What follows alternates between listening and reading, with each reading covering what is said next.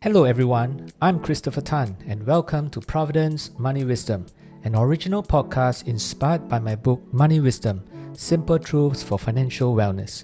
In this podcast, I'll be sharing simple financial truths to guide you in navigating through the minefields of misinformation and false promises in order to achieve financial security and peace of mind. How best to weather the storm? It was a bright and sunny day. You were walking through the jungle and on your way to your objective many kilometers away. And without warning, a big storm came raging. But like all good soldiers with only a mission in mind, you walked on, unclear of what lies ahead. As you continued walking, it became clearer what kind of damage this storm had caused to the route. You now had three choices. Firstly, continue the same route that has been marked out for you by your reconnaissance team. You may take longer to reach your destination as the storm may have caused fallen trees and other damages, but this route gives you a high certainty of reaching the objectives as it is a tried and tested route. Detour to a new route. It is more open with lesser obstacles, but because it is unmarked, there is a need to navigate and make decisions along the way. You may reach the objective on time if you make more right decisions than wrong ones, but the uncertainty is unknown because no one has walked it before. Or your third choice would be give up and turn back. How many times have you faced a decision like that? My team and I have had exactly the same dilemma. We had been on our way to achieving our clients' financial goals with good investment returns when, out of the blue, a financial storm hit us. After a while, it became clear to us that this may not be a normal storm. What damages would it do to our client's objective, and which route should we take? We have to go back in time, starting from 1900, to find out. Data dating this far back is hard to obtain, even with the wealth of information that we can find in Bloomberg. We have to make a trip to the library to get everything that we need. My investment team would spend many tireless days and nights working on it. We finally discovered this. There were three such big storms in history since 1900. The 1930 Great Depression, the 1970s stagflation, and the 1990s Japanese deflation. So let me first talk about the 1929 depression. After a period of excessive leverage for banks in the 1920s, the stock market crashed in 1929. Banks fell due to debt defaults and massive deposit withdrawals. Plunging assets and commodity prices led to hyper price deflation in the initial years. Dramatic stops in demand led to widespread unemployment and poverty. The government did not inject enough money into the banking system, creating a shortage in money supply. Banks become extremely conservative in their lending. The government worsened the situation by increasing taxes in 1932. The Dow recovered to the pre-crisis level only in July of 1954. The second one is the 1970s stagflation. In anticipation of price increases, people kept buying more goods. With more demand, wages were pushed up, leading to an upward price spiral. This worsened when oil prices soared during the oil crisis, caused by political tension in the Middle East in 1973. Excessively stimulative monetary policy sparked a runaway wage price spiral. Government borrowing pushed up interest rates and increased costs for borrowing. Business investment suffered and unemployment rates rose. The Federal Reserve chose to sharply hike interest rate into double digits from 1979 to 1983 to tame inflation. This caused the economy to fall into a recession until 1983. I don't know whether you find this familiar, but it seems like we are in the middle of something similar right now. But let me talk about the third one, the Japanese deflation starting from 1990s. Loose monetary policy sustained stock and property markets rallies in the 1980s. When the asset bubble burst in late 1989, the government took 3 to 4 years to increase government spending. Interest rates took almost 9 years to come down to 0%. Stock markets and property markets crashed. Property prices declined between 3 and 6 years per annum through 1990 to 1998. Banks did not write off the losses, and the government sustained failing banks and businesses using subsidies, thus prolonging the crisis. During these 3 periods, equities did badly. Bonds gave decent returns during the Great Depression and the Japanese deflation. Commodities did well during the 1970s stagflationary environment. And using the historical returns of different asset classes during these 3 periods, we backtested our diversified portfolios and it became very obvious. Our research showed that in the first 10 years, traditional diversified portfolios were categorized by inconsistent, extremely low, and sometimes even negative annualized returns. It was only from the 10th year onwards that returns became consistent and stronger, albeit still lower than what clients would require because of a lost decade of returns. Although returns were high during the stagflation period, inflation was also very high, so the real returns were nothing to shout about. Well, when I first wrote amid the heat of the 2008 crisis, my team asked, what are the chances of the current crisis being a big one, like one of the above 3 that I've just spoken about? Well, we believe that it was likely, as the current downturn, at least at the time, was not the usual cyclical one, but one caused by many structural problems.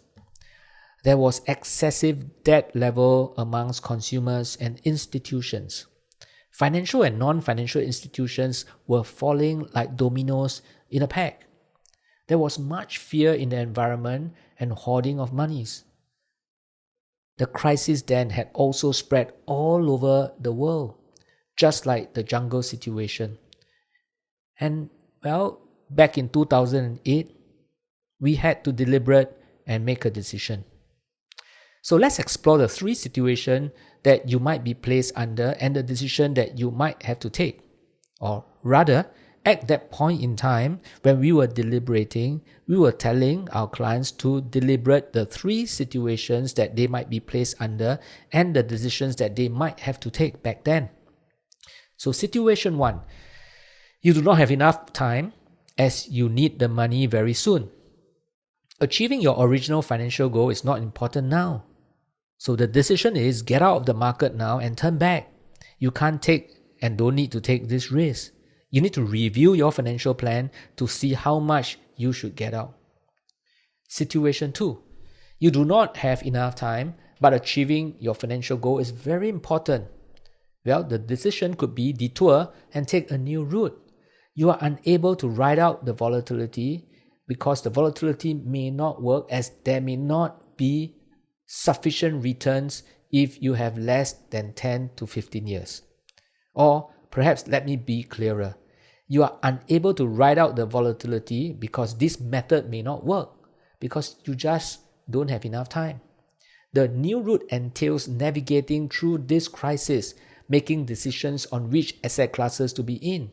This is not a tested route, but you have no choice. You don't have time unless you are prepared to delay your financial goal. If you are in a stagflation scenario, you need to review your financial plan to make necessary changes. Situation 3, you have more than enough time or can delay the time in achieving financial goal. Then the decision would be continue with the current route of asset allocation, keep investing, ride the volatility. Although it takes a long time to reach your goal, this is the most tried and tested route. You will achieve your goal with high certainty, as 100 years of history has shown us. However, you must be prepared that the returns will be lower than what you had originally expected, as it is hard to catch up after a decade of lost returns.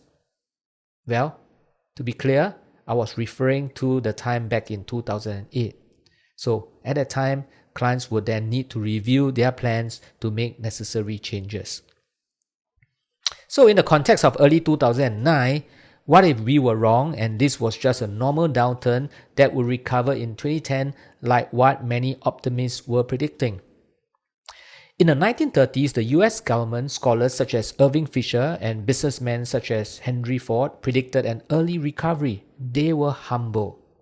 In the mid-1990s, the US government, including Alan Greenspan and Robert Shiller from Yale, forecasted an unsustainable bull run. The market ran for 13 years till 2000. Nope, we are not going to be in the business of predictions. That's gambling. Neither are we going to be naively optimistic or sadly pessimistic. We are in the business of putting in place processes to prepare for the worst, but keeping faith that this crisis will pass like all others. You will quickly realize that if a fast recovery comes, we will not be worse off than if we had not made a decision. Ever since our research conducted at the dawn of 2009, I became especially burdened by the advice our industry had been dishing out. Many were telling clients that 2009 would be a happy year. Stockbrokers were saying that this was the best time to trade stocks. Property agents were telling everyone to buy property, and financial experts were asking everyone to stay invested, keep investing, ride the volatility, and things would pan out. I must admit I was guilty of it too, before our research, that is. Some were predicting where to put our money in 2009, as if we were only investing for a year. I just hoped all of us were not selling our wares just to keep business going. During the Vietnam War, many US POWs died at prison camp Hanoi Hilton because they all hoped and believed that they would get out by Good Friday, Easter, Thanksgiving, Christmas Day. But when these came and gone, soldiers died with a broken heart.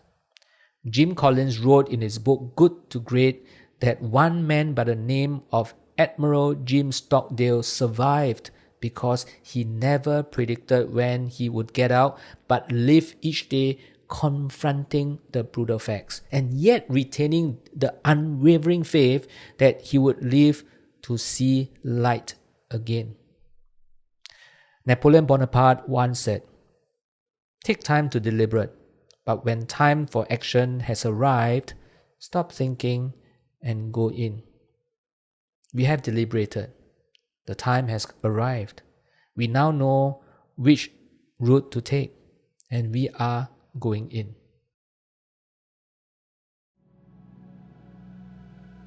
Thank you for tuning in to Providend's Money Wisdom. I will be back soon with the next episode. For more information on my book or Providend's services, kindly visit providend.com. I'll see you the next time. All analysis, views or opinions from interviews, recommendations and other information broadcasted, podcasted or published herein are provided for general information purposes only. Information expressed does not take into account any specific situation, particular needs or objectives, and should not be construed as specific advice or a recommendation. Information has been obtained from sources that are deemed to be reliable, but their accuracy and completeness cannot be guaranteed. Always consult with a qualified investment, legal or tax professional before taking any action. Providend Limited does not accept any liability for any loss whatsoever arising from any use of the information broadcasted, podcasted or published herein. All contents and information contained herein may not be copied or reproduced in whole or in part by any means without prior written consent of Providend Limited.